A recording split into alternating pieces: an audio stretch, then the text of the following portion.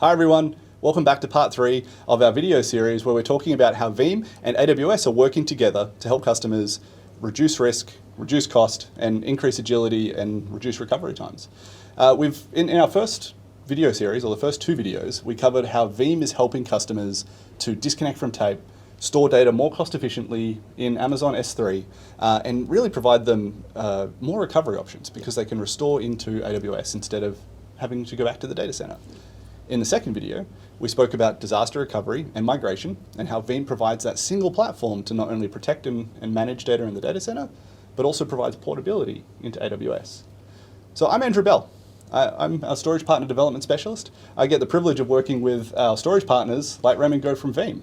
You run the pre-sales team. Exactly. Thanks, Andrew. I'm Raymond from Veeam Software, and thanks for having me back in this third part series here.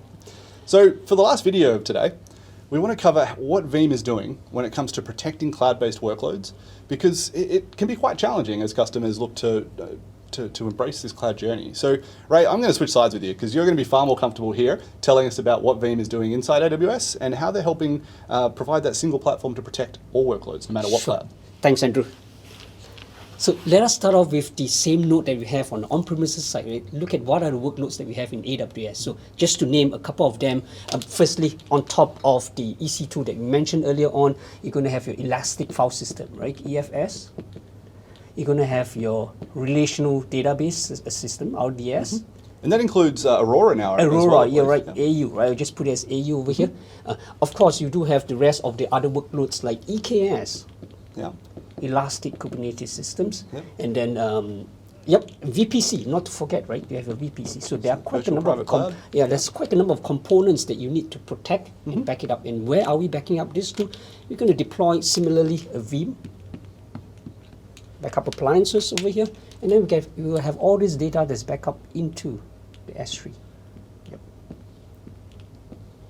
Excellent. So as a consolidation point. Right. So I mean that's fantastic now, because I think as customers look to move, they still want to streamline everything, right? They don't want to have to deploy multiple different point products or multiple different services to manage disparate workloads. That a lot of customers are running in this sort of hybrid cloud configuration, and that means they've got consistency from Veeam for the data protection operations. They don't need to worry about which product is protecting which workloads, right? Exactly. I mean, if you look at the central management, you have Veeam service over here, right? Effectively, you can centrally manage from one single Veeam console that you can protect the backup is within the cloud environment as well as on-premises environment.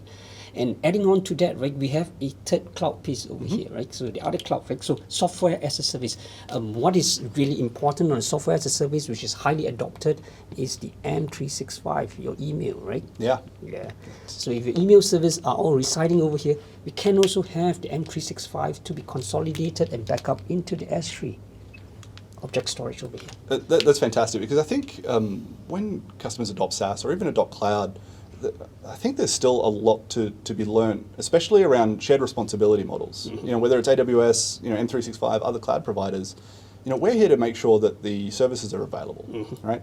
And when it comes to protection of customer data, sometimes that's not necessarily built into the specific service. So the fact that you can take a copy of that data, store it in S3, that 3-2-1-1-0 rule, we're keeping it off-site, keeping it S3, so it is recoverable. Yep, for sure. And one key point that we talked about the challenges earlier on, right, would be on recovery. Yeah. How can we actually help the recovery, right? The recovery can be a full-scale disaster recovery that we mentioned previously. It can also be like an email recovery back into Office 365 that you're having, or even a database level item. Database application item recovery, right, into wherever you need, whether it be AWS or back into the on-prem environment. Yep. Absolutely. So we've got one platform then that manages backups no matter where they are. It covers off really key Amazon services and workloads, and really provides that consistency that customers are looking for, and simplicity when they're adopting cloud. So, I mean, when you start talking about the 3 challenges and benefits that we've written up on the board in the previous sessions, one platform really helps reduce cost. Yep. We're reducing the overhead of management. There's less training needed because you've got the same platform in every location. We're reducing risk. There's no confusion about where data is. We know which workload's being backed up by what. There's no chance of us forgetting a workload, you get that 10,000 foot overview. Yep. You get a report that says everything is good, Yep. right? And we're really reducing the time to recover, Yep. because we can store data in Amazon S3, in Amazon S3 Glacier Deep Archive.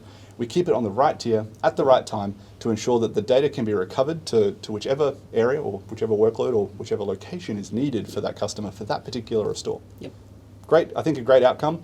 And the fact that Veeam does it all is why we love working with you.